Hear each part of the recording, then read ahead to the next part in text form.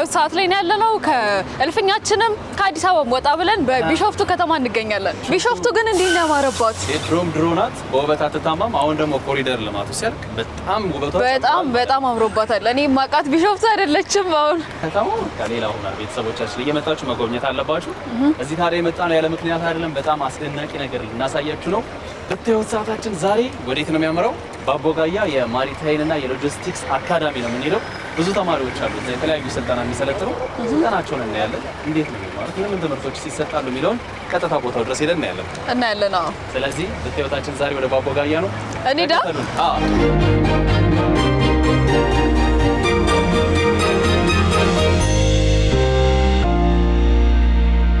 ቤተሰቦቻችን እንግዲህ በአቦጋያ ማሪታይምና ሎጂስቲክስ አካዳሚ ደርሰናል። ይህ ነው እዚህ ጋር እንደምታዩት ውስጥ በጣም የተለያዩ ስልጠናዎች ናቸው የሚሰጡት። ምን ነገሮች አሉ የሚለውን ዛሬ አብረን ነው የምናየው። አብረን እናያለን። ደግሞ አየሩ ደስ ይላል። በጣም ደስ ትላለች። ቢሾፍቱ እኮ በዚያ ትታማ። እንዴት ነው? ሰላም ነው? እንዴት ነው? ሰላም ነው? እንኳን ደህና ቆያችሁ። ቆንጆ አየር ላይ ተገናኘን። አሪፍ ነው በጣም። ሀይቁ ሲጨመርበት በጣም አሪፍ አይደል?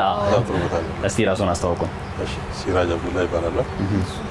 በኢትዮጵያ ባህር ትራንስፖርትና ሎጂስቲክስ የበአቦጋያ ማሪታይምና ሎጂስቲክስ አካዳሚ ዲን። በዚህ በአቦጋያ ማሪታይምና ሎጂስቲክስ አካዳሚ ውስጥ ብዙ ስልጠናዎች እንደሚሰጡ ሰምተናል። በተለይ ከባህር ከመርከብ ጋር የተያያዘ እስቲ በደንብ ንገሩ። ምን አይነት ስልጠናዎች ናቸው የሚሰጡት? እንግዲህ በኢትዮጵያ ባህር ትራንስፖርትና ሎጂስቲክስ የበአቦጋያ ማሪታይምና ሎጂስቲክስ አካዳሚ በዋነኝነት የሚሰጠው ከስሙ እንደምንገነዘው የማሪታይምና የሎጂስቲክስ ስልጠና ነው የሚሰጠው።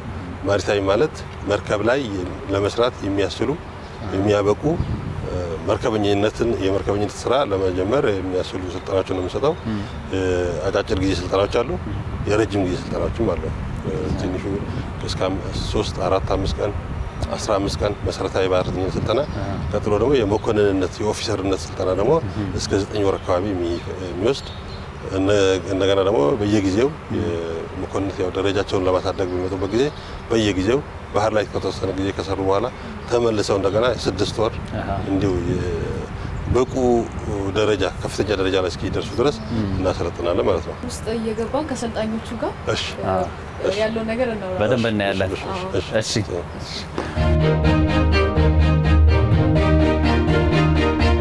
አሁን የምናየው እንግዲህ ተማሪዎቹ ክላስ ውስጥ የንድፈ ሀሳብ ትምህርታቸውን ከጨረሱ በኋላ የተግባር ልምምድ የሚማሩበትና ይህን ደግሞ ወደ ሀይቅ እንሄዳለን። አሁን በአቦጋያ ሀይቅ ላይ በተግባር ወደሚማሩት እንሄዳለን። ሲያምር በስመ አብ። ለኑሮም ለስልጠናም ለሁሉም የተመቸ ባህር ነው። ኦልሞስት ወደፊት የራሳችንን ባህር እንደምናገኝ ተስፋ አለን። እስከዛው ድረስ ደግሞ እዚህ ጋር እናሰለጥናለን። ስለዚህ እዚህ ውስጥ አሁን የፕራክቲስ ትምህርቱን ሲወስዱ ምን አይነት ነገሮች አሉት? የፕራክቲስ ሁለት ትምህርቶች ናቸው። መርከብ ላይ አንድ አደጋ ቢደርስ መርከቧን ጥላችሁ ውጡ የሚል አጠቃላይ ትዕዛዝ ቢሰጥ እንዴት አድርገው ራሳቸውን ያድናሉ፣ ወይ ደግሞ በሆነ አጋጣሚ ከመርከብ ቢወድቁ አዳኝ ቡድን እስከሚመጣ እንዴት ራሳቸውን ያድናሉ የሚለው ነው። ሁለተኛው ደግሞ በመርከብ ላይ ከሚፈጠሩ ዋነኛ አደጋ የሚባሉት አንዱ እሳት ነው። እሳት ከምግብ ማብሰያው እሳት ሊነሳ ይችላል። አደጋ ሳያደርስ እንዴት ይቆጣጠራሉ የሚለውን ፋየር ፕሪቬንሽን ኤንድ ፋየር ፋይቲንግ በንድፈ ሀሳብ ክፍል ውስጥ ተመርቷል። ፕራክቲካሊ ግን እዚህ እሳቱን አስነስተው ያነደዱ በጣም ደስ የሚል እንግዲህ ያው ወደ ባህሩ እየወረድን ነው።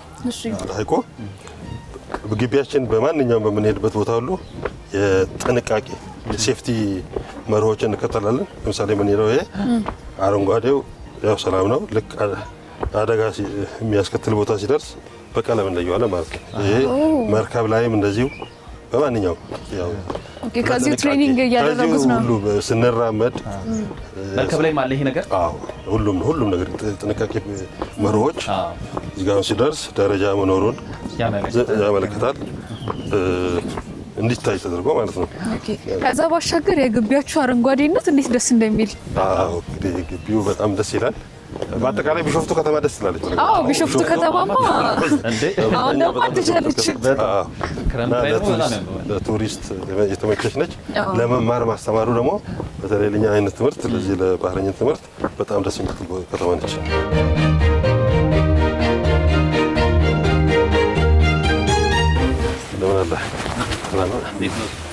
ሰላም ነው። ሰላም እንኳን ደህና ቆዩ።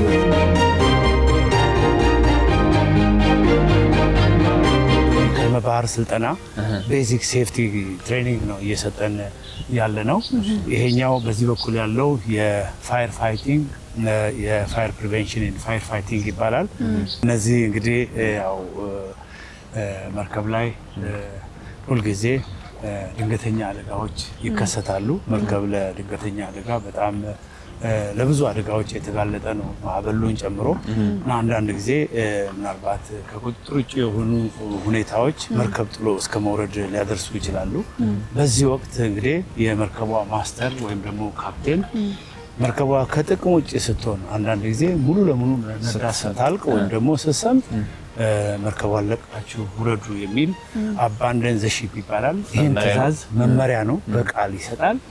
ይሄ እንደተደመጠ ደግሞ ሴፍሊ እያንዳንዱ ሰው ያው መርከቧን ጥሎ መውረድ አለበት። መርከብ ጥሎ ሲወረድ የተለያዩ ነገሮች አሉ። መርከቦች ለእንደዚህ አይነት ጊዜ መጠቀሚያ ለክሩ መጠቀሚያ ይሆን ዘንድ ያው የሚይዟቸው ነገሮች ሰርቫይቫል ክራፍት ይባላል። ይሄ አለ ላይፍ ቦት እና ላይፍ ራፍት እና ምናልባት አንዳንድ ጊዜ ደግሞ እነዚህ ነገሮች ባሉበት ቦታ በደረሰው ድንገተኛ አደጋ ሳቢያ በተቀመጡበት ቦታ ሊወድሙ ሊቃጠሉ ምናምን ይችላሉ። እሳት የፋየር ኤክስፕሎዥን ዳሜጅ ሊያደርጋቸው ይችላል።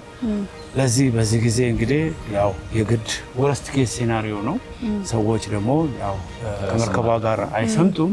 ለዚህ የራስን ሕይወት ለማትረፍ እየዘለሉ ከመርከቧ ይሄ ቦታ እየሰመጠች መስመጥ የጀመረች ወይም ደግሞ ተቃጥላ ያለቀች ያለች መርከብ እንደሆነ አርጋቸው አስዩም አድርጉ። ከዚህ ቦታ ነው እንግዲህ መርከቧን ለቀው ይወርዳሉ።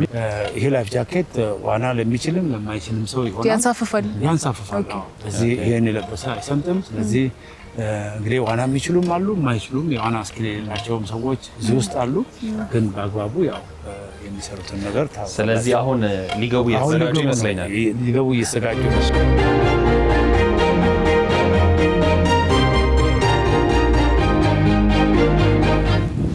ጉድ ነው። ያስፈራል። በጣም ያስፈራል። በጣም ተዘጋጅ።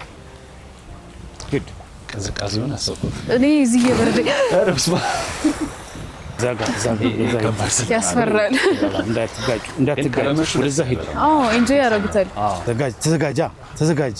እጅህን ያዝ እንጂ እጅህን አፍንጫህን ተዘጋጅ። ሂድ። አንድ ላይ ያንሳፋል።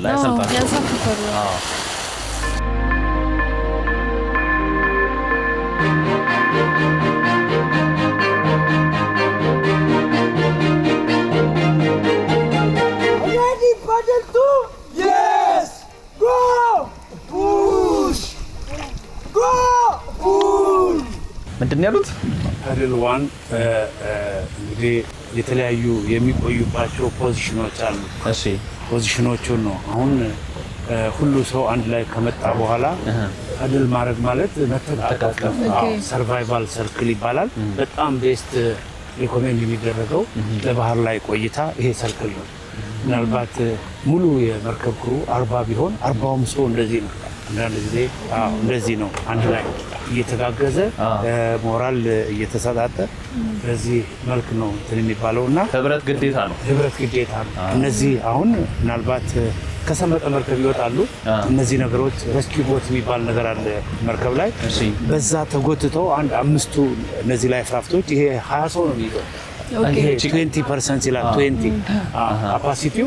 ምግብ አለው። ሰርቫይቫል ጊር ውስጡ ኢኪፕ ነው በደንብ ምግብና ውሃን ጨምሮ ለባህር ላይ ቆይታ አስፈላጊ ናቸው ተብሎ በታመኑ ነገሮች በተገመቱ ነገሮች የተሟላ የተደራጀ ነው። ይሄ ግን ያስፈራል። ኮመን ፕራክቲስ ይሄ አብዛኛው እንደዛ ነው። መጀመሪያ ጊዜ ከውሃ የዋና ስኪልም ኖራቸው ጃምፕ ላይ ትንሽ አንዳንድ ሰዎች ያው እቺና አይፈልጓትም፣ ግን የግድ ነው።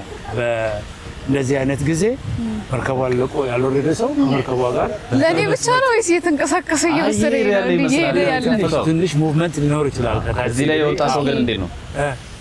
እዚህ ላይ የወጣ ሳይዘል አይመለስም ነበር። እናንተ እዚህ ፕላትፎርም ላይ እንደዛ ነው። በዛው አቋርጬ መሄድ ከገባን አያገኙንም። አይ በጣም ደስ ይላል። ምን ያህል አመት ሆኖት በዚህ ትምህርት? እኔ እንግዲህ በጣም ረጅም አመት ነው፣ ላይፍ ታይም በሉት። ያው ከልጅነቴ ከወጣትነቴ ጀምሮ ባህረኛ ነኝ። ለዚህ አሁን እንግዲህ ያው የባህር ላይ ደግሞ ስራው እንትን ካረገ በኋላ ቀጥታ ብዙ አመት በጣም ብዙ ሺዎችን በዚህ ማሪታይም አካዳሚ ብዙ ስልጠና ሰጥቼ ያው ብዙዎችን አፍርቻለሁ። አሁን የኢትዮጵያ የባህር በር ጥያቄዋ ምላሽ ሲያገኝ የእርስዎ ሰልጣኞች እንደዚህ የሚሰለጥኑ ልጆች እንዴት ነው ለሀገሪቷ ሊጠቅሙ የሚችሉት? በጣም ይሄ በእርግጥ በጣም መሰረታዊ ጥያቄ ነው የጠየቀኝ። እንግዲህ የባህር በር ለአንድ ሀገር በጣም የባህር በር ያላቸው ሀገራት በእጅጉ ወጣቶቻቸው ብዙ የስራ እድል የማግኘት ባህረኝነት ብቻ አይደለም፣ ወደቦች ላይ ከተለያዩ ክሬን ኦፕሬሽን ጀምሮ የተለያዩ ስራዎች አሉ። እንግዲህ መርከቦች ደግሞ ሲኖሩ በይበልጥ እንግዲህ ያው ወጣቱ በዚህ በባህር በር በእጅጉ ተጠቃሚ ይሆናል። ሌሎች ሀገሮች እንግዲህ አሁን ባህር በር ስለሌለን ነው ይሄ እንግዲህ ወጣት በሌሎች ሀገራት ያው ተቀጥረው እያገለገሉና እየሰሩ ያሉት። ስለዚህ ለሀገራቸው ደግሞ ሲሆን በከፍተኛ ሞራል እና ለሀገሪቱም ከፍተኛ ጥቅም በእኔነት ስሜት እርስዎ የሚያስተምሯቸው ልጆች የት ነው ከዚህ በኋላ የሚሰሩት እና ደግሞ እንዴት ነው ስራዎችን የሚያገኙት? በጣም ሰፊ ነው። በጣም ሲፌሪንግ ያው ይሄ ባህረኝነት ሙያ በእጅጉ ተፈላጊ ነው። እንግዲህ የዓለም የንግድ እንትን የሚሳለጠው በዚህ ነገሮች ሁሉ እቃዎች የሚጓጓዙት በባህር ስለሆነ የትኛውም ቦታ ባህረኞች ተፈላጊ ናቸው። የኢትዮጵያ ባህረኞች ደግሞ በጣም ብራንድ ናቸው። በአሁኑ ጊዜ በጣም ዲሊጀንት ሃርድ ወርኪንግ በጣም ታታሪና በጣም ጎበዝ ሰራተኞች ተብለው ተፈርጀው የትኛውም የሺፒንግ ካምፓኒ ዓለም ላይ በእጅጉ ተፈላጊ ናቸውና ምን እያደረጉ ነው አሁን መርከቧ የሰመጠችው መስመጥ የጀመረችው እዚህ ቦታ ላይ ቢሆን ከመርከቧ ትንሽ ሩብ ማይል እስከ 1 ማይል ተኩል ርቀት ድረስ ራቅ ማለት አለባቸው። የግሩፕ ስዊሚንግ ነው ይሄ። በጣም አደገኛ ቦታ ነው። መስመጥ የጀመረች መርከብ አካባቢዋ ላይ ያለውን ነገር ሁሉ ስባ አብራ የማስገባት ከራሷ የማስገባት ባህሪ ነው ያላት። ሁለተኛ መስመጥ የጀመረ መርከብ ደግሞ አንዳንድ ተንሳፋፊ የሆነ የሾለ የማይካ እንጨት ምናምን እየተስፈነጠረ ነው ወደ ላይ ሹት የሚያደርገው እና ሰው ሊጎዳ ይችላል። እንደዚህ አይነት ነገሮች አንዳንድ ጊዜም ደግሞ በደረሰው ድንገተኛ አደጋ ሳቢያ ነዳጅ ምናምን የፊውል ታንክ ተመቶ ግጭት ቢሆን ከፈስ ይችላል። እሳት ይነሳል። እሳቱ ደግሞ እዚህ ውሃው ላይ እንትን ይላል። ስለዚህ ከዚህ ቦታ ቶሎ መራቅ አለባቸው። እንደዚህ ነው የሚርቁት ማለት ነው። በጣም ራቅ ብለው ነው የሚሄዱት። በግሩፕ ነው ሰርቫይቭ የሚደረገው። ለየብቻ በተናጠል እንትን ካሉ ሻርክ አታክ ያደርጋቸዋል። አንድ ሰው አይተርፍም። ግን በግሩፕ ሲሆኑ የሻርክ አታክንም ምናልባት እንደገና ህብረት ሲደር ቢያብር አንበሳ ትክክለኛ አባባል ይቻላል። ይሄ አካዳሚ ስልጠናውን የሚሰጠው የኢትዮጵያ ማሪታይም ጉዳዮች ባለስልጣን ደግሞ አለ ሰባ። ከዛ ያው በብቃት ያጠናቀቁት ኢንተርናሽናል የሆነ የትኛውም አገር በዓለም ዙሪያ አይሞ አንድ ነው። ለዚህ ዓለም አቀፍ ደረጃ አንድ አይነት ደረጃውን የጠበቀ ስልጠና ነው የሚሰጠውና በዚህ ሁኔታ ነው እንግዲህ ስራው የተገኘበት ቦታ ሄደው ለመስራት እድሉን የሚያገኙ። አሁን እነዚህ እየጨረሱ ነው። ወደ ቀጣዩ ወደ ፋየር ነው። እሺ ሳንዘል ለመውረዳችን ግን ቅር ብሎናል።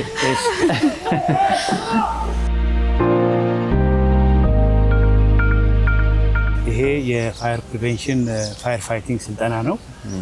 እነዚህ የእሳት ስልጠና ነው። በዚህ አሁን እዚህ ጋር ይሄ የምታዩት እንግዲህ እሳት መርከብ ላይ መነሳቱ አይቀሬ ነው። ያው ባህረኛው በቂ ዝግጅት፣ እነዚህ ደግሞ የእሳት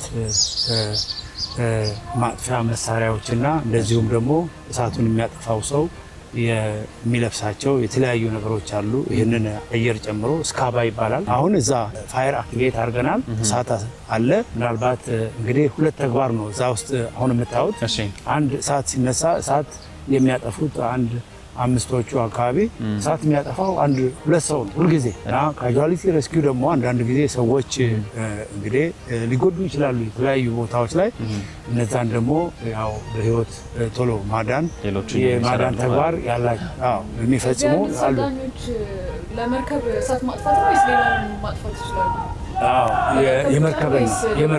የመርከብ ነው እንደ አጠቃላይ እውቀት ግን ያው ጽንሰ ሀሳቡ ተመሳሳይ ስለሆነ የትኛውንም እሳት ማጥፋት ይችላል።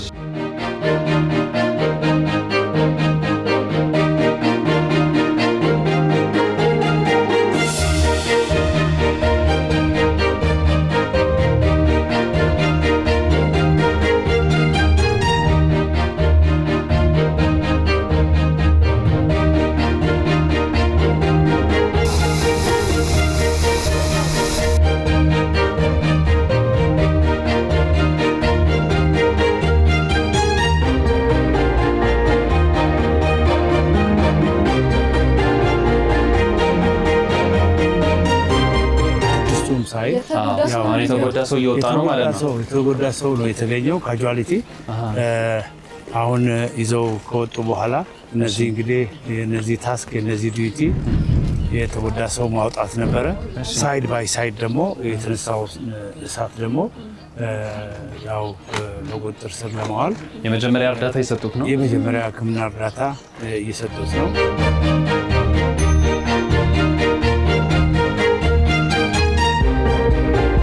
አለን ቆንጆ ነበር። ብዙ ነገር አየን፣ ለቤተሰቦቻችን አሳየን።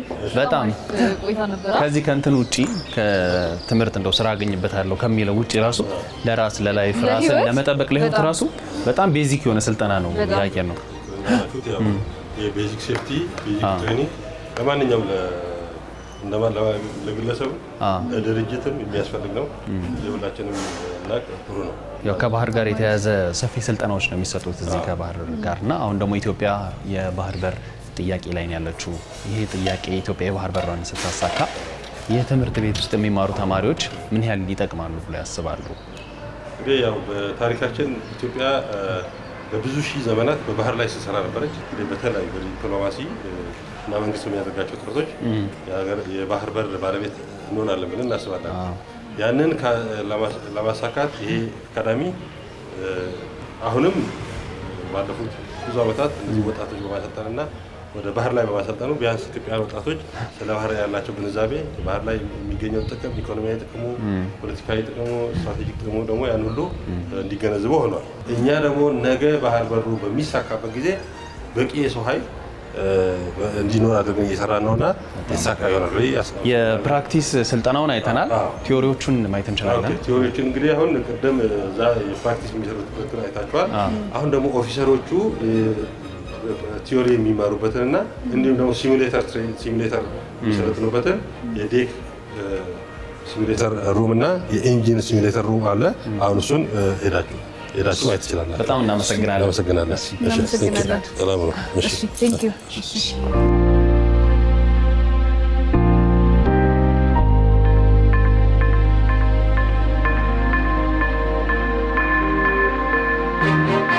ሰላም ካፒቴን፣ እንደምን አላችሁ? ትምህርት ረበሽን? ሰላም ናችሁ? እንዴት ናችሁ? ምን ክፍል ነው ይሄ? የምን ማስተማሪያ ክፍል ነው? ይሄ የብሪጅ ሲሙሌተር ነው። ብሪጅ ሲሙሌተር ሲባል ብዙ መሳሪያዎች አሉ። ከነዚያ ውስጥ አንዱ ቮዬጅ ማናጀር ነው። ቮዬጅ ፕላን የሚያደርግልን ነው። ከአንድ ቦታ ተነስተን ወደ ሌላ ቦታ ለመሄድ የምናሰምርበትና እዚያ ብሪጅ ላይ ያለው እዚህ የምናይበት ነው። ሌላው የኮሚኒኬሽን እቃዎች አሉ። እነዚህ በአጠቃላይ መርከብ ላይ ሊኖር የሚገባቸው መሳሪያዎች ናቸው በአጠቃላይ። ስለዚህ ይሄ ሶስቱ ኮምፒውተር አንድ መርከብ ነው ማለት ነው? አዎ። ይሄ እዚህ ኢኩዊፕመንት ያለው በሙሉ እዚያ መርከብ ያሉትን ኢኩዊፕመንት አንድ ላይ አድርጎ ማለት ነው። አዎ። ማየት እንችላለን እንዴት ነው?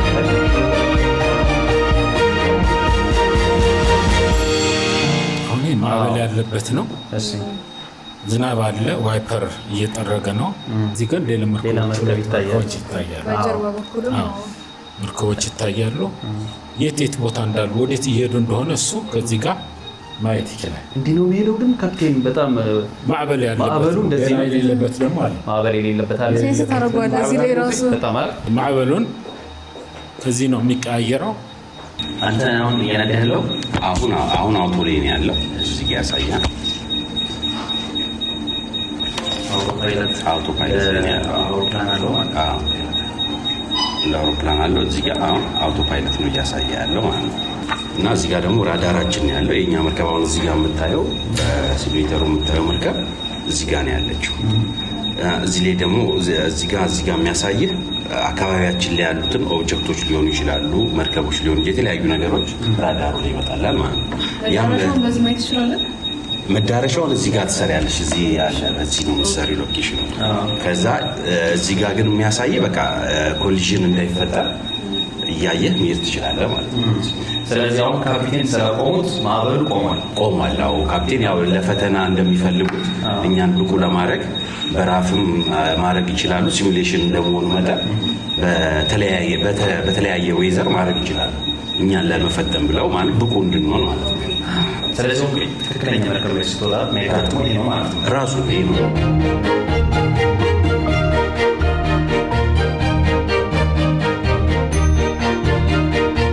የኦፊሰርነት ትምህርት ነው የሚማሩት። ቤዚክ ወይም መሰረታዊ የሚባለው አይደለም። የኦፊሰር ትምህርት ነው የሚማሩት። ከዚህ ኦፊሰር ሆነው ወደ ላይ እያደጉ ይሄዳሉ፣ እስከ ካፕቴን ይደርሳሉ ማለት ነው። በጣም እናመሰግናለን። ከክላስ ላይ ነው ያቋረጥነው ካፒቴን። እናመሰግናለን። እሺ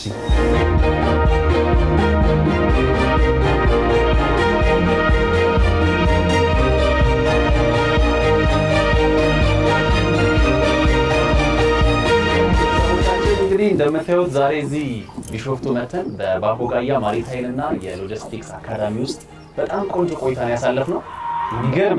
የሚገርም ስልጠና ከዛም ባሻገር ደግሞ የግቢውን ቪው እንደምታዩት ነው። እኛም ኢንጆይ ነው ያደረግነው የወር ፓኬጃችንን። እና እንግዲህ ኢትዮጵያ የባህር በር ጥያቄ ላይ ነው ያለችው። እሱ ደግሞ በቅርቡ ይሳካል። እሱ ሲሳካ ደግሞ በጣም ብዙ ኃይል ያስፈልጉናል። እንደዛ አይነት ሰልጣኞች ኃይል ያስፈልጉናል። አዎ ደግሞ የኛ ልጆች ደግሞ በኢንተርናሽናል ደረጃ የሚፈለጉ ናቸው እና በጣም ብቁ በከፍተኛ ስታንዳርድ ነው የሚማሩት እና በጣም በቂ የሚያኮሩ ልጆች አሉ። በዚህ አጋጣሚ ስልጠናው ምን ይመስል ነበር የሚለውን ያየነው ዛሬ። እናንተም በጣም እንደተደሰታችሁ ተስፋ እናደርጋለን። እኛም ተደስተናል። እዚቹ አሁን ወደ እልፍኛችን በመርከብ በጀልባ ጋሼ ይቅዘፉት።